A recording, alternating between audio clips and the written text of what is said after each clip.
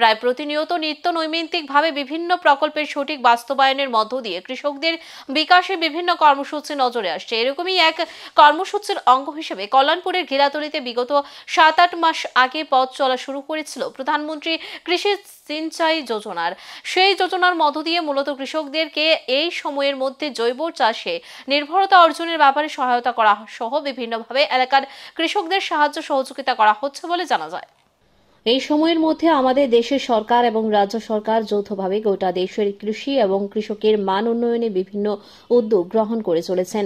প্রায় প্রতিনিয়ত নিত্য নৈমিত্তিকভাবে বিভিন্ন প্রকল্পের সঠিক বাস্তবায়নের মধ্য দিয়ে কৃষকদের বিকাশে বিভিন্ন কর্মসূচি নজরে আসছে। এরকমই এক কর্মসূচির অঙ্গ হিসেবে কল্যাণপুরের গিলাতলিতে বিগত 7-8 মাস আগে পথ চলা শুরু হয়েছে প্রধানমন্ত্রী কৃষি সিঞ্চাই যোজনার। এই যোজনার মধ্য দিয়ে মূলত কৃষকদের এই সময়ের মধ্যে জৈব চাষে নির্ভরতা অর্জনের ব্যাপারে সহায়তা করা সহ বিভিন্নভাবে এলাকার কৃষকদের সাহায্য সহযোগিতা করা হচ্ছে বলে জানা গেছে। সংশ্লিষ্ট যোজনার অন্তর্গত বিশেষ পরিকল্পনা গ্রহণের মধ্য দিয়ে আজ গিলাতলি গোপীনাথ নাট মন্দিরে এক জরাকীর্ণ আয়োজনের মধ্য দিয়ে 2 শতাধিক কৃষকের হাতে বিনামূল্যে ঔষধ তুলে দেওয়ার পাশাপাশি ভর্তুকি মূল্যের সার প্রদান করা হয়।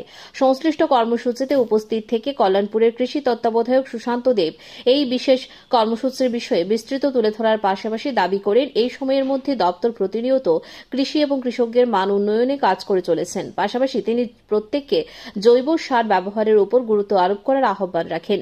এই কর্মসূচিতে কল্যাণপুর পঞ্চায়েত সমিতির ভাইস চেয়ারম্যান রাজীব পাল নিজের আলোচনায় এই সময়ের মধ্যে সরকার নানান উপায়ে কৃষির বিকাশে কাজ করে চলেছেন বলেও দাবি করেন।